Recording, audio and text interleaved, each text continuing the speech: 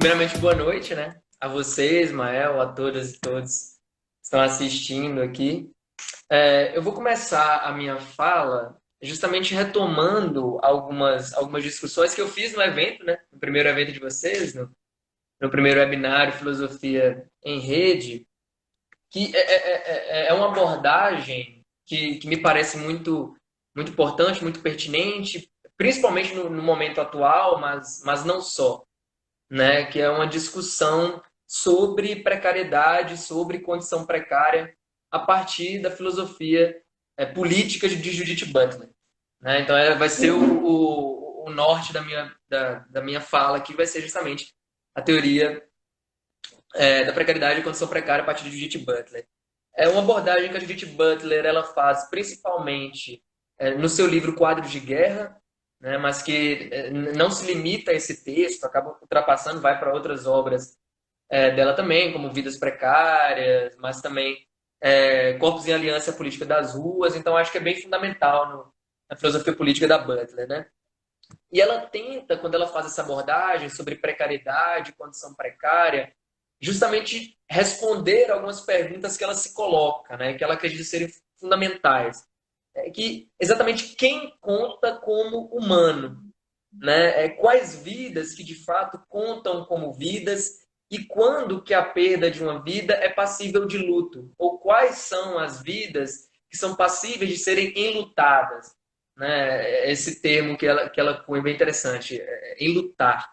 Agora, qual que seria propriamente essa abordagem, né? Por que eu acredito que essa abordagem importa principalmente nesse momento de pandemia do Covid-19 aqui no panorama brasileiro, né?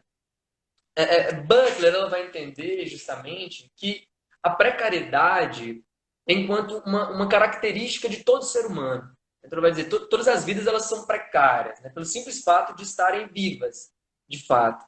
Então, porque viver para Butler, esse é o sentido de precariedade, de fato, viver demanda para ela o atendimento de uma série de condições sociais, condições políticas, condições econômicas que estão fora de nós, né, que são externas a nós e que, na maioria das vezes, nós sequer temos controle.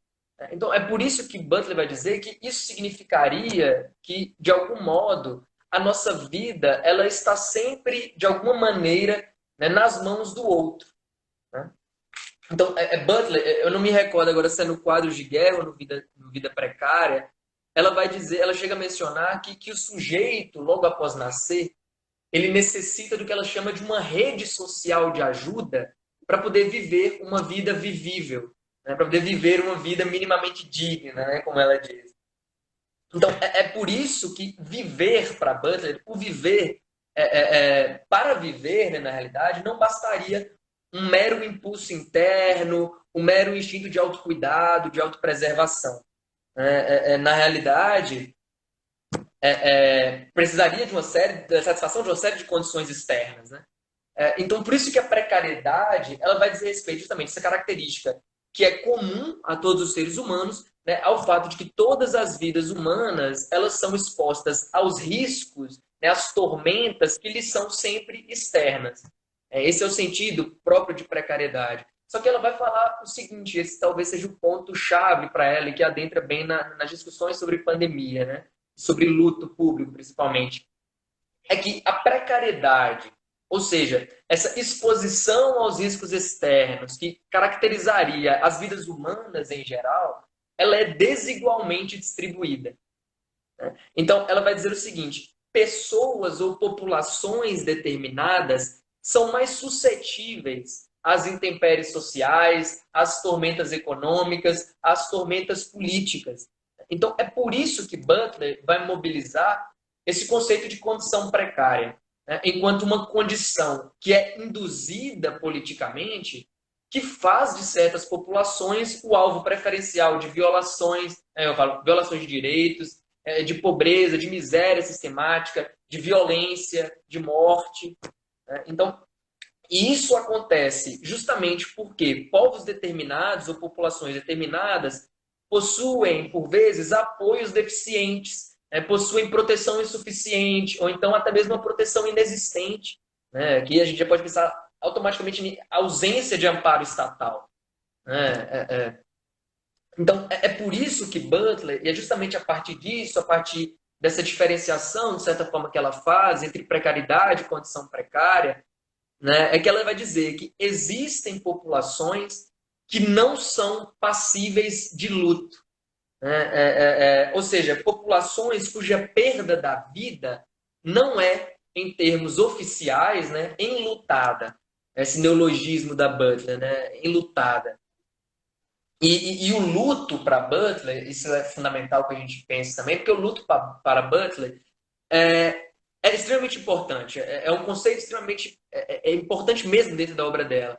Porque o luto, ele não estaria adstrito, por assim dizer, a um aspecto privado, a uma dimensão privada, a uma abordagem meramente de sentimento subjetivo ou individual. Ela vai dizer, ora, o luto guarda uma dimensão que é política.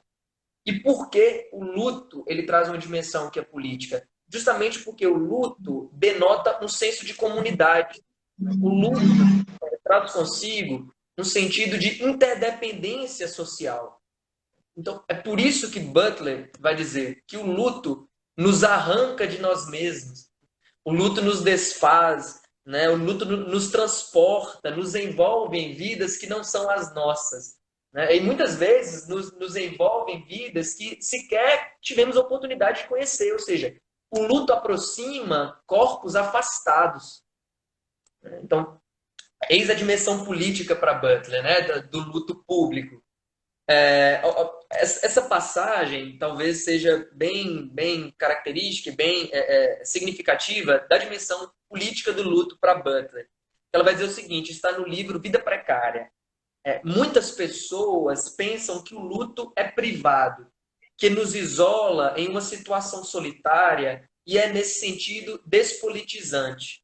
Acredito, no entanto, que o luto fornece um senso de comunidade política de ordem complexa.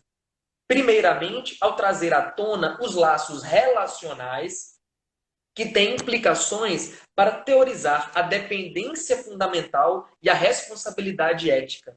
Se o meu destino, vai dizer ela, né, não, nem no fim separável do seu, então o nós é atravessado por uma relacionalidade que não podemos facilmente argumentar contra. Ou melhor, podemos argumentar contra, mas estaríamos negando algo fundamental sobre as condições sociais da nossa própria formação. Então, com essa passagem, o que a Butler traz, né? Que o luto, o luto público, ele nos desafia. O luto coloca em xeque, justamente, a noção de que somos simplesmente autônomos, né? De que sempre temos o controle. Então, o luto mostra, na verdade, que nós somos desfeitos uns pelos outros, que o laço de comunidade é um laço de interdependência social. Né? E mostrar que vidas são dignas de nota, são dignas de luto, é exatamente demonstrar isso. Essa inter-relação, essa interdependência social. Mas aí o ponto, né, que Butler vai dizer, ora, existem vidas, ou seja, existe a perda de algumas vidas na realidade não gera tamanha comoção. Isso que ela vai dizer. A contemporaneidade, na contemporaneidade, algumas vidas se perdem sem gerar luto público. Então, existem algumas vidas que não são passíveis de luto. Né? Então, é nesse sentido que ela vai teorizar sobre a existência de uma hierarquização do luto. O luto, para Butler, é hierarquizado. E essa discussão...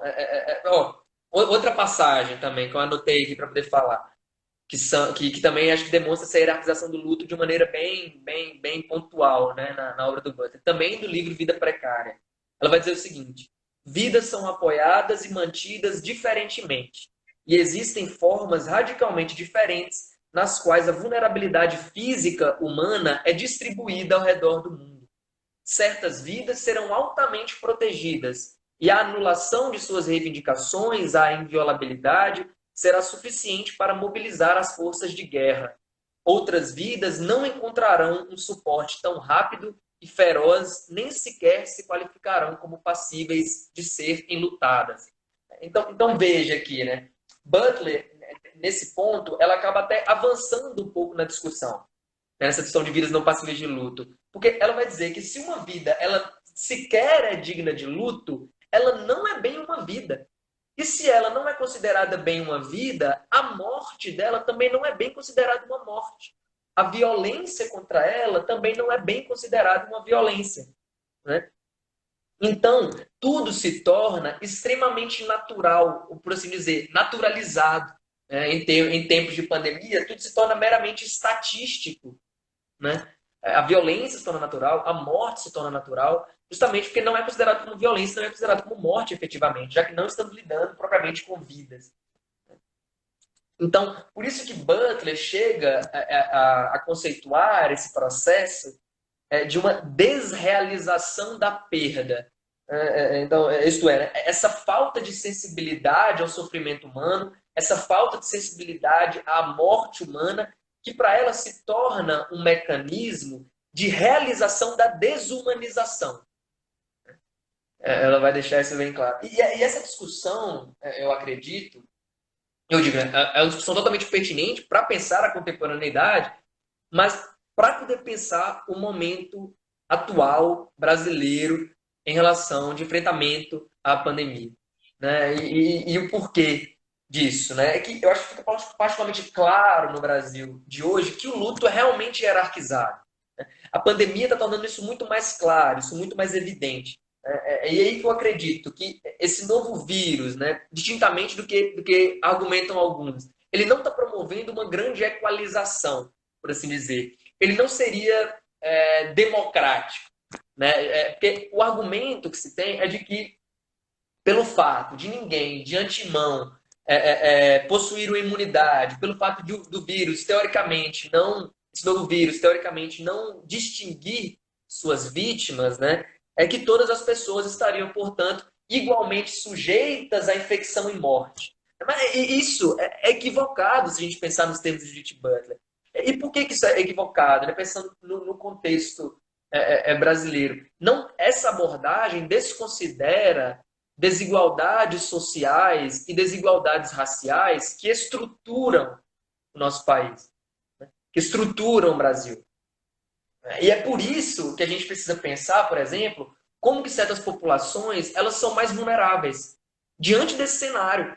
Se a gente pensa, por exemplo, população pobre e negra no Brasil, porque a gente tem que levar em conta sempre a ideia de racismo estrutural.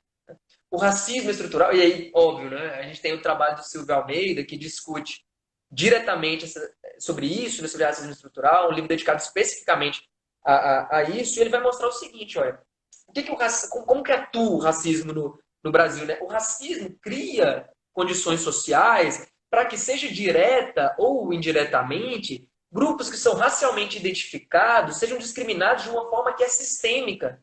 Ou seja, existe uma reprodução sistemática de práticas racistas que está na nossa organização política, na nossa organização econômica, até mesmo na nossa organização jurídica, né? Puxando aqui para o lado do direito.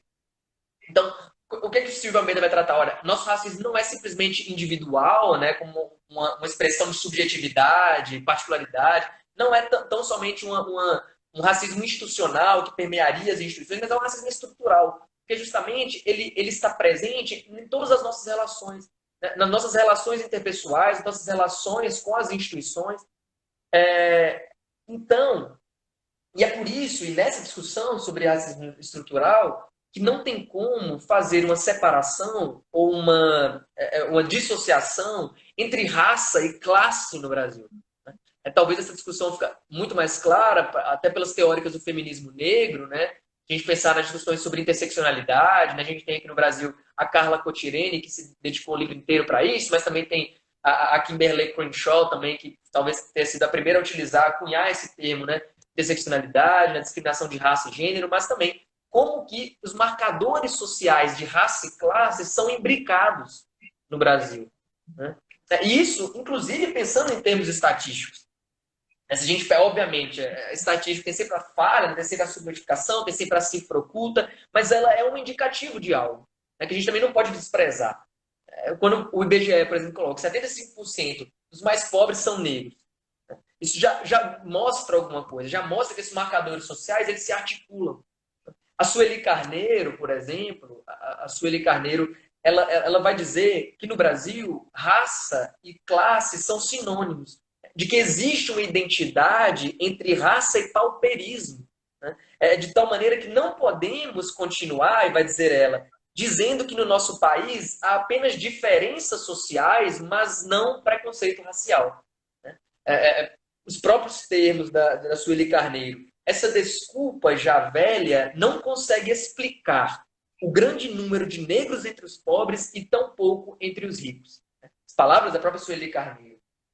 Então, e vejamos como que isso atua, como que isso interfere nesse contexto de pandemia. Né? Esse é o ponto que eu quero chegar para poder unir com o pensamento da Judith Butler. Né?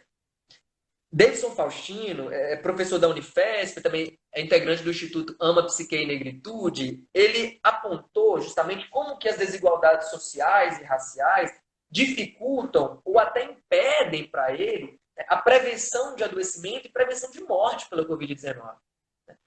Olha só, né? Ele vai jogar à luz justamente, né? Ele vai tornar claro o descaso e a violência do Estado brasileiro, né, contra a população negra, lembrando justamente que é esta população que é a maioria nas favelas, que é a maioria nos cortiços, que é a maioria nas cadeias, né, nas ruas, nos empregos precários. É justamente essa a maioria da população que... Ah, tá.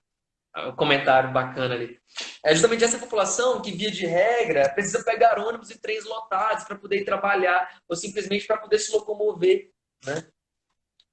Alguns pesquisadores da PUC-Rio também eles fizeram um estudo, foi publicado no dia 27 de maio. Né? Esses dados, inclusive, eles podem ser achados na internet, no site da Abraço, a Associação Brasileira de Saúde Coletiva, num texto deles chamado População Negra e Covid-19, Desigualdades Sociais e Raciais Ainda Mais Expostas. Foi publicado no dia 31 de março. Né? Um estudo desses pesquisadores da PUC-Rio que trazem informações importantes, mas que não são uma grande surpresa. Né? Pensando já a partir das discussões de racismo estrutural que o Silvio Almeida propõe, vários outros autores que eu vou discutir daqui a pouco também. Né? Sobre os óbitos por Covid-19. Vai dizer, né? Associando as taxas de escolaridade, associando também a questão racial. Né? Pessoas sem escolaridade, né, por esse estudo, taxas 3 vezes maiores em relação àquelas com nível superior para o óbito por Covid-19. E quando se combina o elemento racial com o índice de escolaridade, a população negra morre 4 vezes mais pelo novo coronavírus do que brancos com nível superior. E mesmo assim, pelos estudos dos pesquisadores do PUC-Rio, quando se coloca na mesma faixa de escolaridade, a população negra apresenta uma proporção de óbitos 37% maior em média do que brancos. Então, são dados, mas o que nos faz pensar? Né? Eu acho que diretamente me remete à discussão do Abdias Nascimento, né, no genocídio do negro brasileiro, no processo de um racismo mascarado, e que ele vai dizer o seguinte, ele vai tentar mostrar como que a segregação racial ela precisa ser entendida enquanto um ciclo discriminatório vicioso. E tem uma passagem que ele deixa isso muito claro. Né? Ele vai dizer o seguinte, que se os negros vivem nas favelas porque não possuem meios para alugar ou comprar residências nas áreas habitáveis, por sua vez, a falta de dinheiro, porque não possuem meios para alugar ou comprar residências habitáveis, perdão, por sua vez, a falta de dinheiro resulta da discriminação no emprego. Se a falta de emprego é por causa da carência de preparo técnico e de instrução adequada, a falta dessa aptidão se deve à ausência de recurso financeiro. Nesta teia, o afro-brasileiro se vê tolhido de todos os lados, prisioneiro, e aí o que ele chama, de um círculo vicioso de discriminação, no emprego, na escola, e vê tolhidas, trancadas as oportunidades que lhe permitiriam melhorar suas condições. Então, olha que como que para o Abdias Nascimento, esse fator racial na sociedade brasileira determina a posição social, determina a posição econômica. Então, novamente aquela discussão, racismo estrutural, racismo estruturante. Ismael, eu vou pedir licença aqui para poder adiantar algumas discussões que eu acho que certamente no segundo webinário, que é sobre a obra de Florestan Fernandes, né, serão tratadas. Porque eu quero retomar o Florestan justamente porque o Abdias Nascimento ele está dialogando diretamente com o Florestan Fernandes. Ele está dialogando diretamente com a obra O Negro no Mundo dos Brancos, principalmente, né, do Florestan. E eu acho que é fundamental retomar essa obra de Florestan até para poder ficar mais claro essa abordagem do Abdias que eu me propus aqui também, né? E também porque hoje, né, porque atualmente parece que não que isso tenha se apagado, essa discursividade, mas que o argumento da democracia racial voltou com tudo, né? Voltou com toda força. Essa ideia de que não existiria preconceito no Brasil, né? Quantas vezes que a gente tem escutado isso ultimamente, né? Não existe preconceito racial no Brasil. Vivemos em harmonia, né? O discurso racista é um discurso de vitimização. Quanto que a gente já não tem escutado isso, né? Quantas vezes a gente tem que ouvir essas coisas? E o Florestan, ele é fundamental nesse sentido, porque ele foi muito importante para poder desmascarar a democracia racial. Ele é importante para poder falar assim, olha, a democracia racial no Brasil é um mito, né? É uma falácia. Ele chama, inclusive, de um mito cruel. Né? É um mito cruel que traz consigo uma série de outros mitos paralelos que acabam concorrendo para poder esconder a realidade, para maquiar a realidade, para enfeitar a realidade, para maquiar, né, realmente.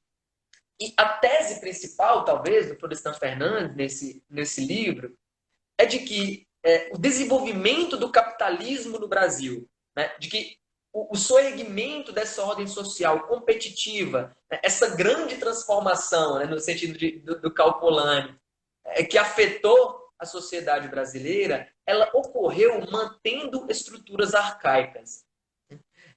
O que ele quer dizer com isso? É que ele diz a sociedade de classes, ela herdou, mas não somente herdou, como perpetuou o antigo padrão escravocrata de relação racial. Então, por isso que, vai dizer ele, que não se criou um ambiente de equilíbrio, não se criou uma ordem social adequada à multirracialidade. E o Florestan, ele retoma o processo de abolição com perspectiva bem crítica, realmente, que aí o Abdias dá sequência de uma maneira bem interessante e importante, de que a abolição, nos moldes como ocorreu no Brasil, representou para ele uma revolução social feita pelo branco e para o branco. Ele chama o processo como ocorreu a abolição no Brasil de uma revolução branca. E isso por quê? Por que ele diz isso? Isso é importante, né? É impactante, mas é extremamente importante. As razões para que ele diz isso, né? Ele fala o seguinte, olha, a população negra recém-liberta, ela foi duplamente espoliada pós-abolição. E quais seriam, né? Isso, em primeiro lugar, porque não recebeu nenhuma assistência, nenhum tipo de indenização, nenhum tipo de garantia. E em segundo lugar, porque ela se viu jogada na ordem competitiva, tendo que concorrer com o branco, tendo que concorrer justamente com um grupo que já era racial e socialmente privilegiado. Né? E ainda para concorrer em empregos que, em regra, em trabalhos que, em regra, eram trabalhos precarizados. Então, olha só, né, por que ele que é impactante, mas faz todo sentido essa abordagem do Florestan. Então, ele vai dizer, né, que a sociedade de mercado brasileira não absorveu efetivamente os ex-escravos libertos. Na verdade, o que aconteceu é que eles foram expulsos para a periferia da ordem social competitiva. Então, de uma maneira bem ampla, de uma maneira bem profunda, né? Ele vai dizer, esse ex-agente de mão de obra escrava, ele foi excluído, né, total ou parcialmente, do crescimento econômico. Ele foi excluído do desenvolvimento social, inclusive. E o mito da democracia racial, que ele utiliza como mito, né, como eu já disse, mito cruel, o mito da democracia racial surgiu exatamente, ele veio justamente nesse período histórico pós-abolição, enquanto um pano de fundo moral, um pano de fundo ideológico que contribuiu para toda essa simetria social, para toda essa simetria racial. O mito da democracia racial, para o Florestan Fernandes, né, esse aqui é fundamental, acabou sendo utilizado nesse contexto para poder justificar ou para legitimar o não enfrentamento dos problemas decorrentes da escravidão e também da situação em que se encontravam os ex-escravos. Na situação que eles viviam nas piores condições, em condições de desemprego, de precariedade, de miséria sistemática, de desorganização social, né, vai dizer o Florestan. Então, é como se, após a abolição, né? Após o negro, ele vai dizer, ter, entre aspas, a oportunidade de ser livre, ele próprio que deveria ser responsabilizado por integrar-se. Olha o que o mito da democracia racial legitimava. Né? Se o negro não conseguiu se igualar ao branco, o problema era do negro e não do branco. Isso que legitimava o mito da democracia racial. Né? Então, a democracia racial serviu, como eu estava falando, para poder legitimar, né, a indiferença, para poder legitimar, inclusive, a falta de solidariedade para com esse setor da coletividade que não tinha condições próprias para poder enfrentar as mudanças sociais advindas da universalização do trabalho livre, advindo da instalação dessa ordem social competitiva. E hoje é interessante porque parece se repetir uma constatação de Florestan a respeito de sua própria época, né? Sobre a existência de uma certa tendência para esquecer o passado, né? Para deixar que as coisas se resolvam por si mesmas. A grande questão para Florestan Fernandes é que isso equivaleria a condenar o negro a uma situação de desigualdade racial permanente. E tudo que isso traz consigo num mundo que foi criado pelos brancos e para os brancos, de valores brancos. Né?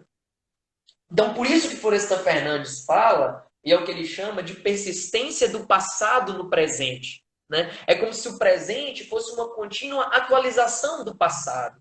É como se o presente trouxesse uma modificação apenas na forma, mas não na essência da relação racial escravocrata. Como se estivesse mantendo aquela relação arcaica, né, do passado. Então, por isso, a presença do passado no presente. Né? E Florestan, ele deixa claro que a questão de que falar sobre democracia, seja sobre democracia racial, pressupõe a ideia de lidar com igualdade social, com igualdade política, com igualdade econômica, que não existia. Não existe na realidade. Então, Florestan, inclusive, deixa algo muito claro para nós, que é um tapa de luva, de fato, de que não houve, segundo ele, uma ascensão social verdadeira da população negra. O que ele quer dizer com isso, né? Não houve uma mobilidade social vertical em termos coletivos. Né? Ele vai dizer, certos indivíduos, de fato, ascenderam na escalada social, ascenderam socialmente, economicamente, mas isso não significou para ele uma ruptura com o padrão geral, né? Com o padrão coletivo, que rege as relações sociais, as relações raciais. Ou seja, não houve um avanço coletivo. Isso significa dizer que a desigualdade social, a desigualdade racial permanece. Né? Significa dizer que a sociedade de classes brasileira não promoveu uma equidade. Então, novamente, ele retoma: democracia racial foi e é falsa. E essa crítica à concepção da democracia racial, né, ao mito da democracia racial, ela foi desenvolvida, né, por Abdias Nascimento, inclusive em diálogo direto com Florestan Fernandes. Ele vai dizer o seguinte, né, que eu acho fundamental também essa passagem do genocídio negro. Desde os primeiros tempos da vida nacional, desde os primeiros tempos da vida nacional aos dias de hoje, o privilégio de decidir tem ficado unicamente nas mãos dos propagadores e beneficiários do mito da democracia racial. Uma democracia cuja artificiosidade se expõe para quem quiser ver. Somente um dos elementos que a constituiriam detém todo o poder em todos os níveis político, econômico, sociais: o branco. Os brancos controlam os meios de disseminar as informações, o aparelho educacional, eles formulam os conceitos, eles formulam as armas e os valores do país. Né? Então, até mesmo quando Abdias Nascimento ele faz uma avaliação da maneira, do modus operandi da abolição da escravidão aqui no Brasil, ele a iguala nessa metáfora impactante, de fato chocante, mas muito pertinente, ele compara a uma espécie de assassinato em massa. E por que ele chama de assassinato em massa? Justamente porque, por considerar, na realidade, que a abolição simplesmente atirou os africanos e seus descendentes para fora da sociedade. E, inclusive, exonerou os senhores da responsabilidade, assim como exonerou o Estado, assim como exonerou a igreja. Então ele vai dizer, não houve nenhum tipo de humanismo, não houve nenhum gesto de solidariedade, tampouco gesto de justiça social. Por isso que ele vai dizer, o africano e seus descendentes que sobrevivessem como pudessem. Então, eis o fenômeno da discriminação em Abdias, né? Ele vai dizer, mesmo onde os negros constituem a maioria da população, existem como minoria econômica, cultural e nos negócios políticos. Né? Então, uma discussão extremamente atual, uma discussão extremamente pertinente, né, da Abdias. E a gente pega, por exemplo, o trabalho da Lilia Schwartz, né? Lilia Moritz Schwartz, antropóloga, historiadora da Universidade de São Paulo, né, da USP. Um trabalho recente dela, né, da primeira edição, se não me engano, é 2019, que é sobre o autoritarismo brasileiro. Ela vai dizer algo interessante. Ela coloca ali nesse livro sobre o autoritarismo brasileiro o racismo enquanto um elemento fundamental do nosso autoritarismo, né? Ao lado ali do mandonismo, da violência de gênero, inclusive. E ela diz algo interessante, né? Que justamente essa evasão do passado, essa tentativa de apagamento do passado, né? A naturalização da desigualdade são características próprias de governos autoritários. Então, os governos autoritários, vai dizer a Lília, né? Eles se valem, eles se utilizam de narrativas fantasiosas, de narrativas ficcionais, edulcoradas, né, bonitas, belas, para poder promover o Estado e garantir a manutenção do poder. Então, ela vai dizer, é uma fórmula do autoritarismo. Se a gente parar para pensar, o que a gente está vivendo hoje, né? Se não exatamente isso, né, que a Lilia Schwartz escreve. Toda essa discussão que a gente está tendo aqui, eu vou retomar a Judith Butler posteriormente, vou demonstrar como que se casa, né? Mas me faz lembrar um trabalho de um autor que, de fato, não é um autor que eu tenho um estudo muito aprofundado, né? Mas tem um trabalho específico, é o Zygmunt Bauman, um trabalho específico dele que chama Vidas Desperdiçadas, né? Um livro chamado Vidas Desperdiçadas. É interessante esse livro, porque ele tem uma tese, talvez a tese central do livro, que é de como a contemporaneidade ela produz uma série de existências que são tidas como descartáveis. É o que ele chama de lixo humano, de refúgio humano, de pessoas que são tidas como indesejáveis, pessoas que são tidas como deslocadas, inaptas, né? Pessoas cuja ausência parece não fazer falta oficialmente. Muito pelo contrário, né? Por vezes a ausência simboliza um tipo de vitória, né? Um tipo de vitória do progresso, um tipo de vitória da ordem, né? E quem são essas pessoas? Né? Ele vai dizer, são as pessoas que, via de regra, vivem às margens do sistema econômico. São pessoas que têm dificuldades para sobreviver por si mesmas, com dignidade, justamente porque eles faltaram os meios de sobrevivência. Pensando no Brasil, né? Levando em conta racismo estrutural, que a gente já discutiu aqui, levando em consideração a atualização do passado no presente, a persistência do passado no presente, né, em termos do Florestan Fernandes, trata-se, em regra, da população pobre e negra. Então, a descartabilidade, inclusive, dessa população, ou seja, esse fato aterrorizador de que a morte em massa dessas vidas não importa tanto quanto outras, né, fica mais escancarado ainda nesse contexto de pandemia. E aqui a gente tem que lembrar, do conceito de condição precária para Judith Butler, né?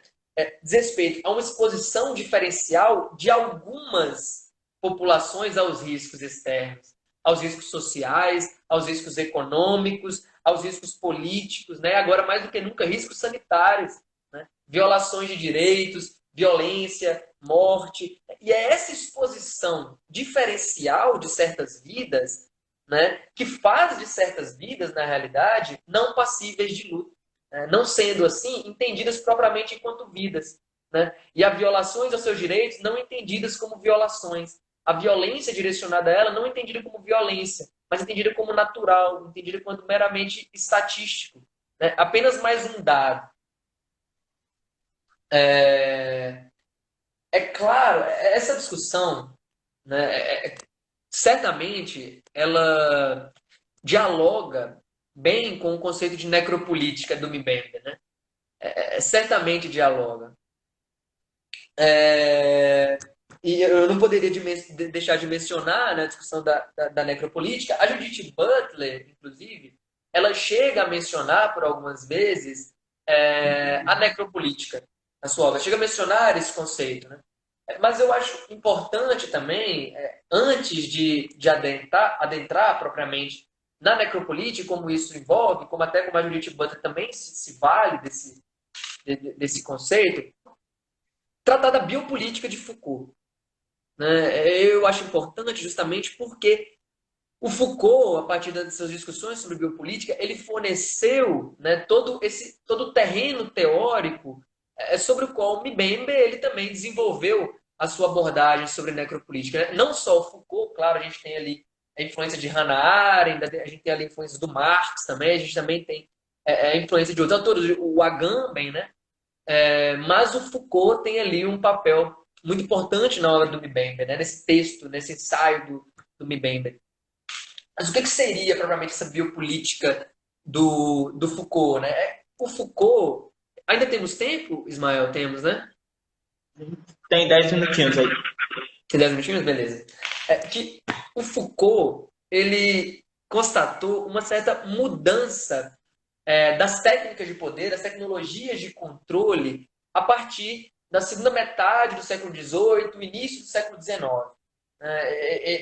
Segundo ele, né? No século XVII, no início do século XVIII, o que prevalecia eram técnicas de poder, né? Tecnologias de poder centradas no corpo, centradas no corpo individual, justamente com o objetivo de disciplinar esse corpo, seja através da vigilância, seja através do treinamento, eventualmente punição. Né? Então, por isso que vai dizer, né? Prevalecia ali uma teoria clássica da soberania, né? Em que o soberano ele detinha o direito de vida, detinha o direito de morte sobre os seus súditos. Né? Então, poderia o soberano deixar o súdito viver, ao mesmo tempo que poderia fazê-lo morrer. Né? Então, por isso é o deixar morrer, deixar viver e fazer morrer do Foucault.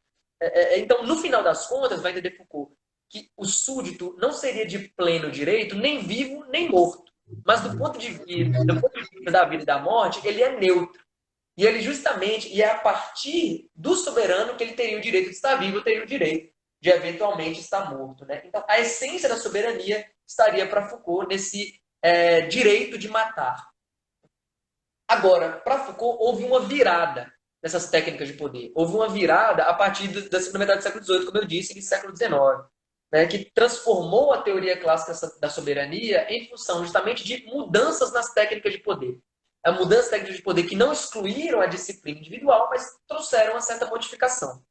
Né? O que passaria a importar agora, mais propriamente, não seria a disciplina de corpos individuais, né, mas o domínio das massas. Né? Por isso que passa-se do conceito de indivíduo para o conceito de população, né, a partir da segunda metade do século XVIII. Então, ou seja, Foucault vai dizer, as técnicas de poder vão se dirigir não ao homem corpo, né, mas ao homem vivo, ao homem enquanto ser vivo, ao homem espécie. Né? Então, por isso que de fazer morrer e deixar viver, o que nós teríamos agora seria o deixar morrer e o fazer viver. Né? Então, em grande medida, se passaria dessa disciplina individualizada dos homens para uma regulamentação coletivos de natalidade, de mortalidade, de longevidade. Então, é como se a morte individual, para Foucault, ela acabasse sendo transferida, em larga medida, para a esfera privada. Porque o poder não mais teria uma relação, o domínio sobre a morte individual, mas sobre, como eu havia dito, sobre a mortalidade. Né? Então, a relação com a morte, ele vai dizer, se tornou uma relação estatística, uma relação que é global. Né?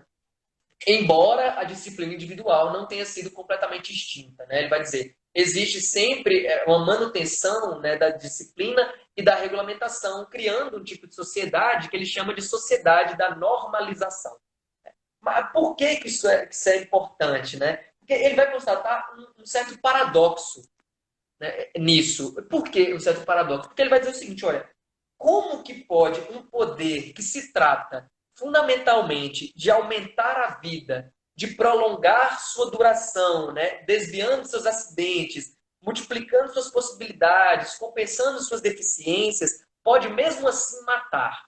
Essa questão que ele se faz. Por essas características da biopolítica, como clamar a morte, como mandar matar. E mandar matar não somente seus inimigos, mas os próprios cidadãos. Então, e é justamente respondendo esses questionamentos que Foucault recorre ao racismo. O racismo, para Foucault, tem um papel fundamental na biopolítica, justamente porque é o racismo a condição de aceitabilidade de tirar a vida numa sociedade de normalização. Então, o racismo legitima para Foucault o exercício do direito de matar. Porque, segundo Foucault, o racismo teria duas dimensões, né? Duas características do racismo. A primeira seria de fragmentação, né? De fazer divisões no domínio biológico. Uma segunda perspectiva seria estabelecer um certo tipo de relação que estaria pautada na ideia de que, para viver, seria preciso matar seus inimigos. Né? De que é preciso que alguns morram para que outros vivam bem. Então, olha só uma passagem do texto de Foucault, no Em Defesa da Sociedade, né, o curso que ele ofereceu lá na França. Ele vai dizer exatamente o seguinte: de uma parte, de fato, o racismo vai permitir estabelecer entre a minha vida e a morte do outro uma relação que não é uma relação militar e guerreira de enfrentamento, mas uma relação do tipo biológico. Abre aspas. Quanto mais as espécies inferiores tenderem a desaparecer, quanto mais indivíduos anormais forem eliminados, menos degenerados haverá em relação à espécie. Mas eu, não enquanto indivíduo, mas enquanto espécie, viverei, mais forte serei, mais vigoroso serei, mais poderei proliferar. A morte do outro não é simplesmente a minha vida, na medida em que seria a minha segurança pessoal. A morte do outro, a morte da raça ruim, da raça inferior, ou do degenerado, ou do anormal, é o que vai deixar a vida em geral mais sadia e mais pura. Então olha só, né, como Foucault estabelece. Ele vai dizer, a função assassina do Estado, ela só pode ser assegurada pelo racismo. Por isso que ele vai dizer o seguinte, que os Estados mais assassinos são exatamente por isso os mais racistas. E é interessante pensar que quando Foucault fala sobre, quando Foucault utiliza a expressão tirar a vida, ele não está se referindo apenas ao assassinato direto, né? Mas também um assassinato indireto. E o que significa isso? Uma exposição diferencial à violência, a multiplicação dos riscos somente para alguns sujeitos, bem como a morte política, a expulsão, a rejeição. Olha como que isso dialoga perfeitamente bem com a discussão da Judith Butler sobre a condição precária. Dialoga perfeitamente bem e casa essa abordagem, né? E, inclusive, se a gente pensar no próprio cenário brasileiro, algumas autoras e autores utilizaram essa abordagem Foucaultiana da biopolítica para poder pensar o contexto de violência estatal aqui no Brasil.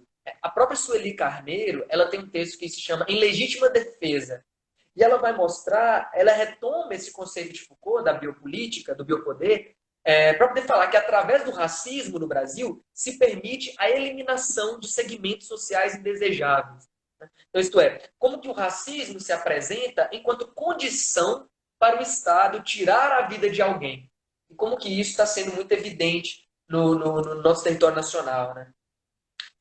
Inclusive, a Sueli vai dizer, né? A análise dos dados sobre mortalidade, morbidade, expectativa de vida sustenta a visão de que a negritude se acha inscrita no signo de morte no Brasil, sendo sua melhor ilustração o déficit censitário de jovens negros, já identificados estatisticamente em função da violência que os expõe de modo prioritário ao deixar morrer, além dos demais negros e negras cuja vida é cerceada por mortes evitáveis, que ocorrem pela omissão do Estado. Mas, discussão sobre o hiperencarceramento seletivo, por exemplo. Encarceramento em massa de povos selecionados, que eu acho que deita perfeitamente nesse tipo de discussão. Né? Eu acho que a Sueli Carneiro, o texto já chama Em Legítima Defesa, está se referindo bastante a isso também, né? O hiperencarceramento seletivo. Agora, o ponto muito importante também é que, para poder encerrar, realmente, né, que eu tô vendo que o nosso tempo está ficando mais curto, está acabando. 4 minutos. Perfeito. Que o Mbembe, o Attila Mbembe, ele traz uma inovação que é importante. Né? E que o conceito de necropolítica, a Judith Butler se utiliza também. Né? Porque ele mostra a insuficiência, por assim dizer, embora a pertinência, mas a insuficiência do conceito de biopolítica Foucaultiana para poder interpretar fenômenos contemporâneos e a situação de países que passaram por processo de colonização. Ele vai dizer que é importante um novo conceito de interpretar fenômenos contemporâneos de guerra, de luta contra o terror, de intervenções militares, né, de hiperencarceramento seletivo, inclusive, também como uma expressão necropolítica, né, a gente pode dizer. Ou seja, fenômenos em que o assassinato do inimigo se torna o objetivo primeiro e o objetivo absoluto. É por isso que ele fala uma política da morte.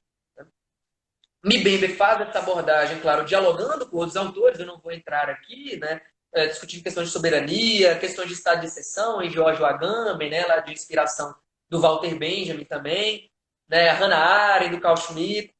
Não vou entrar propriamente nisso, acho que não dá tempo também, mas o ponto que me parece crucial é que Mbembe, ele reconhece um avanço muito grande na contemporaneidade de técnicas de terror.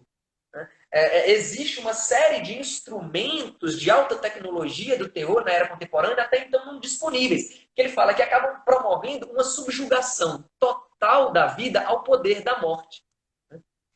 É interessante porque o Silvio Almeida, né, ele até foi muito criticado recentemente, nem tem direito às críticas, o Silvio Almeida, ele na entrevista dele para o Roda Viva, ele utiliza muito bem o conceito de necropolítica do Mbembe, né? Quando ele vai falar que a necropolítica diz respeito justamente à produção da morte em nome da reprodução da economia. Em nome da reprodução de um tipo, inclusive, de economia, que é um tipo de economia que não está pautada na inclusão, né, segundo ele, mas que está pautada justamente na exclusão de sujeitos que não são compatíveis com esse sistema de acumulação. Né? Então, por isso que ele vai dizer, a única maneira de administrar esse mundo seria através da morte. É por isso, e é nesse sentido que a raça teria um papel fundamental. O Silvio Almeida diz, né? A raça se torna o elemento de naturalização da morte do outro. Né? A morte passa a ser entendida como um dado natural, como um dado meramente estatístico, a gente pensar agora em termos de pandemia. Né? E a pandemia, entendo aqui, né, como um processo, como ele mesmo diz, acelerador. Né? É um elemento acelerador de toda essa dinâmica de produção da morte, de condições precárias, né? Retomando também a Judith Butler. Essa questão é importante porque quando a Judith, né, e aí que eu acho que casa, e ela inclusive se utiliza do conceito de necropolítica, né? Quando ela fala sobre condição precária, ela vai dizer exatamente que é uma condição que é politicamente induzida. Né? Então, diz respeito exatamente a um projeto. É um projeto de poder. Eis um projeto de poder, de segregação, de extermínio daqueles que não se encaixam ou não se enquadram unicamente, que são tidos como o lixo humano, a parcela desprezada. A gente vê, por exemplo, tem outros autoras também. A gente pega, vamos pegar, por exemplo, o trabalho da Angela Davis, né, sobre a discussão sobre hiperencarceramento, sobre encarceramento em massa. Ela vai mostrar justamente que isso é um projeto, isso é uma forma de precarização que é politicamente induzida. Né? Esse direito penal do inimigo, né? Esse controle que é direcionado, essa precarização que é determinada para determinadas populações, né? E não para outras. Então, por isso que casa perfeitamente com a função assassina do Estado na biopolítica, né? Mas principalmente esse desenvolvimento posterior da necropolítica. E aí faz todo sentido pensar nos campos de concentração, inclusive ultrapassando a esfera nazista. Né? Porque o que eu acredito é que, e aí alguns intérpretes também entendem, quando o Foucault ele escreveu sobre a biopolítica, ele estava pensando muito nos campos de concentração nazista. Né? Até que o Mbembe, ele também é importante para ele trazer à tona essa não europeização do conceito, né? Ele consegue trazer, transportar para cá um tipo de aprimoramento do conceito que se aplique também ao processo de colonialismo, né? Que se aplique a países periféricos, que se aplique a outros fenômenos a partir de técnicas contemporâneas que o Foucault não deu conta propriamente. Mas que eu acho que a Judith, inclusive se utilizando da necropolítica do Mbembe, ela também consegue dar conta desse fenômeno contemporâneo. Até porque ela escreve ainda, né? Judith Butler é atual, né? Seria até uma injustiça a gente falar que o Foucault errou, o Foucault é incompleto ou incoerente com o período atual, né? Seria uma injustiça com ele, né? Mas teve essas atualizações que, concordo com o que você disse, é um projeto político de poder, uma condição que é induzida politicamente, né? Já dizia a Butler. O momento de pandemia, ele está tornando, ele escancara, está escancarando para a gente algumas situações, está escancarando justamente as condições precárias mesmo. Está escancarando a precariedade politicamente induzida, assim, está tornando tudo muito mais às claras para a gente. Né? O racismo ambiental também sendo um desses elementos, né? Como ela bem pontuou, assim, que está evidenciando muito isso, né? Embora muita gente ainda se negue a enxergar, né? Mas está tornando muito mais claro. Acho que já tem muito mais e muitas outras pessoas que antes ainda não conseguiam perceber e agora estão pelo menos se conscientizando mais sobre essas questões que já estavam presentes, né? Mas como eu disse, está muito evidente, muito escancarado e muito intenso, nesse período. Não é só uma crise sanitária, né? Ela está trazendo à tona diversos problemas aí, trazendo à tona, assim, tornando mais claro mesmo, né? Não que ela Sim, criou sim. esses problemas que já existem. A Djamila, ela trata bem disso, né? Quando ela fala da necessidade de desnaturalização do olhar, né? Desnaturalizar o olhar, descolonizar o pensamento, né? E essa abordagem crítica que é fundamental, né? Por isso que eu tinha até notado aqui que ela recentemente falou: as pessoas brancas precisam ler sobre racismo e ler autoras e autores negros. Antes você falou que o Silvio Almeida disse isso, e a Djamila recentemente falou disso numa entrevista, né? E é interessante porque quando ela discute o lugar de fala, inclusive no livro dela, Lugar de Fala, tem muita gente que muitas pessoas interpretaram muito mal, né? O lugar de fala dela, o pensamento do lugar de fala. Acho que teve até um podcast, agora uma live, acho que foi junto com a Amporta, que chamava Quem Tem Medo do Lugar de Fala. Isso Acho que aí. foi num diálogo com a Amporta. E quando ela fala sobre lugar de fala, ela diz exatamente que não diz respeito a uma visão essencialista, uma visão de que, ela diz, né, somente o negro pode falar sobre racismo, por exemplo. Ela traz à tona a importância de todos discutirem sobre, né, mas principalmente de lerem sobre. Quando ela fala sobre a importância do lugar de fala, ela fala assim, olha, o lugar de fala pressupõe o lugar de escuta, o lugar de ouvir e saber o lugar de privilégio ou de precariedade de onde você fala. É complicado porque eu estou falando discutindo um tema e estou falando como uma pessoa branca. Isso não me impede de falar, mas eu tenho que entender justamente que o meu lugar é um lugar de privilégio. Né? O meu locus social, o meu pertencimento em um grupo socialmente privilegiado, racialmente privilegiado. Né? Então, para mim, a Djamila Ribeiro é fundamental sobre o desenvolvimento e a ampliação de autores e autoras que a gente antes tinha pouco acesso. Não que tinha pouco acesso, mas que pouco se buscava. Né? Como a Sim. Djamila Ribeiro, os livros dela, você vê que os livros dela agora estão sendo os mais vendidos, né? E ela abre essas portas para a leitura de outras autoras e autores negros, ou que não sejam negros, mas que discutam sobre racismo, que discutam sobre desigualdade social e racial, que é extremamente importante. Você vê um livro como o dela ficar em primeiro lugar de vendas, olha o tanto de referência a autoras e autores negros que discutem a questão racial que ela faz nos seus livros. Isso fomenta que as pessoas busquem, que as pessoas leiam mais, isso vai transformando, vai encadeando um processo que é fundamental. Então, assim, eu acho a Djamila, por exemplo, hoje fundamental no nosso cenário, né? Assim como a Lilia Schwartz também, a Djamila mais, a Lilia Schwartz também faz isso com muita propriedade, inclusive criou também um canal no YouTube, né, que também para poder retirar esse academicismo, né, do conhecimento, e ela desde sempre discutiu sobre autoritarismo e questões raciais. Né? Acho que é o primeiro livro dela, salvo engano, que foi publicado. Eu não sei se é o primeiro, mas talvez um dos primeiros, que chama Nem Preto Nem Branco, muito pelo contrário. É um livro mais antigo, mas é um livro sensacional que ela já traz discussões, né, muito pertinentes sobre como que no Brasil, por exemplo, o nosso preconceito é sempre um preconceito do outro, porque a pessoa não se reconhece como preconceituosa, não reconhece falas racistas, não reconhece atitudes racistas, não reconhece o racismo incrustado nela mesma, né, em nós mesmos, assim dizendo. Então, quando ela mostra uma pesquisa que 90 e tantas, acho que 97% das pessoas responderam que não são racistas, mas 98% responderam que conhece alguém próximo que é. Né? Então, ou seja, é um processo de tanto de racismo mascarado, de racismo negado, mas sempre também um racismo que é do outro, nunca meu. Essa falta de reconhecimento, essa falta de um olhar crítico, de desnaturalização dos olhares, né, como a Djamila coloca, eu acho que por isso que esses espaços aqui, como o que vocês fazem, também é fundamental, né? abrir para essas discussões sem ter um viés metódico, acadêmico, né? Com aquele rigor todo que às vezes acaba, em alguns momentos, prejudicando o acesso, né? Eu acho que eu concordo em larga medida com você. Eu acho que talvez, na verdade, a realidade hoje me assusta bastante, né?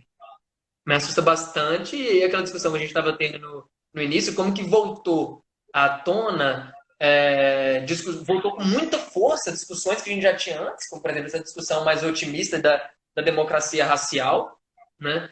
De que agora são todos humanos, né? A gente não tem essas subdivisões, né? Pretos, brancos, não tem luta, não é uma convivência harmônica, né? E a gente viu como que isso serviu para poder legitimar, né, uma série de atrocidades. Eu acho que hoje está voltando com muita força, né? Está voltando a poder naturalizar, e voltou bastante para poder naturalizar uma série de opressões, né? E aquela coisa, né? A ideia da condição precária é tornar essas mortes como se fossem apenas mais um dado, como se fosse apenas mais uma estatística. A gente viu os números em relação aos óbitos da Covid-19 em relação às pessoas pobres e negras, né?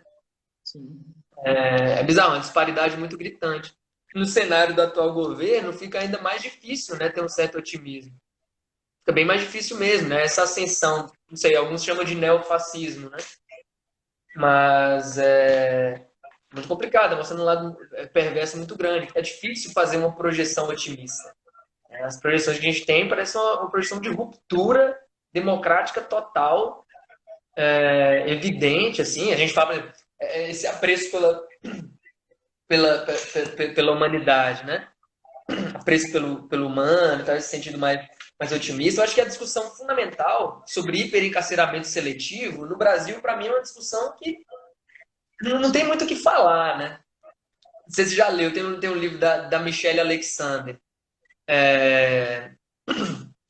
Encarceramento em Massa. Então ela vai falar sobre a população negra nos Estados Unidos, né? Os Estados Unidos prendem um percentual maior dessa população negra do que a África do Sul na época do Apartheid. A gente está falando de milhões de pessoas, a gente está falando de mais de 600 mil encarcerados no Brasil, que a grande maioria é preta pobre, né? População negra e pobre mesmo. Então, assim, direito penal do inimigo, essa punição seletiva, é uma coisa que é muito marcante aqui, né? Muito, muito, muito, muito marcante mesmo. Então, inclusive, e é marcante do neoliberalismo, né? Eu acho que a gente tem se encaminhado cada vez mais numa aproximação do modo de governo estadunidense que é muito problemática. O Loïc Vacan, ele é um sociólogo francês, e ele mostra como que o neoliberalismo, eu acho que essa discussão é importante a gente ter hoje, o neoliberalismo, ele não significa menos Estado. Ele fala assim, não, isso é falácia, significa menos Estado. Na verdade, o neoliberalismo significa uma reestruturação do Estado. Ele fala, o Estado ele passa a atuar de maneiras diferentes. Ele chama de uma tríplice transformação do Estado. É uma transformação que se dá no campo econômico, que dá no campo social e que dá no braço penal. O que ele vê é que no neoliberalismo, acho que o neoliberalismo no Brasil hoje está muito evidente, né, com esses traços neofascistas, vamos assim dizer, enquanto uma amputação do braço econômico, uma diminuição do braço social, né, no sentido de políticas públicas, no sentido de redução de desigualdade social, a gente vê uma diminuição total disso. A gente pega lá aquela PEC do teto dos gastos públicos, por exemplo, a questão de austeridade fiscal, a gente pega a reforma trabalhista, reforma da Previdência. Agora o que a gente vê é justamente um corte de direitos sociais garantidos, né, que mostra esse enxugamento do braço social, e ao mesmo tempo a gente tem uma desregulamentação econômica que na realidade é uma regulamentação em favor da classe empresária. É uma regulamentação em favor da classe já dominante. É isso que é bizarro. Mas ao mesmo tempo o neoliberalismo significa uma ampliação do braço penal. Agora, para quem que o cárcere se volta realmente? Quase que exclusivamente. Quando a gente fala encarceramento em massa, parece que o encarceramento está ampliando para toda a sociedade, mas não é ampliação para toda a sociedade. Tem os alvos privilegiados. Por isso que fala, é um hiperencarceramento. É melhor usar o termo hiperencarceramento que encarceramento em massa, para poder mostrar como é que é o hiperencarceramento seletivo. E essa seletividade penal se encontra justamente em classes determinadas, social e racialmente determinadas. Então, assim, difícil ter uma projeção. E agora o punitivismo agora voltou com tudo, né? O Sim. punitivismo voltou com tudo. Vê a guerra às drogas, né? Por exemplo. A política de guerra às drogas é o maior fator, como a Juliana Boyd, né? No livro Encarceramento em Massa dela. É o principal fator de genocídio da população negra brasileira. E até hoje, a coisa tem se acentuado cada vez mais. Né? Tem se acentuado. Está longe de ter uma projeção otimista. Né? Eu queria só, Ismael, ler uma passagem aqui da Michelle Alexander, quando ela fala sobre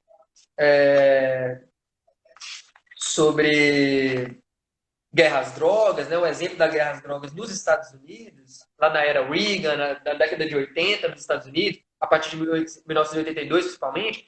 Olha como ela diz, né? Desde o início, a guerra às drogas poderia ter sido travada principalmente em subúrbios predominantemente brancos ou em campos universitários. As equipes da SWAT poderiam ter saltado de rapel, de helicóptero, em ricos condomínios fechados e invadido casas de jogadores de lacrosse de ensino médio, conhecidos por sediar festas com cocaína e êxtase depois das partidas. A polícia poderia ter confiscado televisões, móveis e dinheiro de casas de fraternidades com base em uma dica anônima de que alguns baseados ou um estoque de cocaína poderiam ser encontrados escondidos na gaveta de cômoda de alguém. As donas de casas suburbanas poderiam ter sido colocadas sob vigilância e submetidas a operações secretas destinadas a flagrá-las, violando as leis que regulam a venda, o uso e venda de receitas para a compra de estimulantes. Tudo isso poderia ter acontecido como uma rotina nas comunidades brancas, mas não aconteceu. Em vez disso, quando a polícia sai para procurar drogas, ela procura na comunidade. Táticas que seriam suicídio político em um condomínio de luxo de brancos não são nem dignas de notícia em comunidades de pretos e pardos pobres. Enquanto as prisões em massa se concentrarem em áreas urbanas empobrecidas, os chefes de polícia têm poucas razões para temer uma reação política, não importa quão agressivos e militaristas sejam os esforços. Olha a atualidade não, porque ela escreveu, é de 2018, né? O texto dela. Não, ou pelo menos a edição que a gente tem aqui da editora Boitempo é de 2018, né? Mas perceba, uma discussão que a Angela Davis já tinha, né? Sobre isso, né? Inclusive como ela mostra que ela desvincula crime e castigo, falando que a punição pode ser vista muito mais enquanto advinda de questões raciais, né? Da desigualdade racial mesmo. Então, eu concordo plenamente com você. É difícil projetar um otimismo de laços mais humanitários, assim. Eu fico mais no... Não sei se é pessimismo ou se a gente chamaria de realismo, né?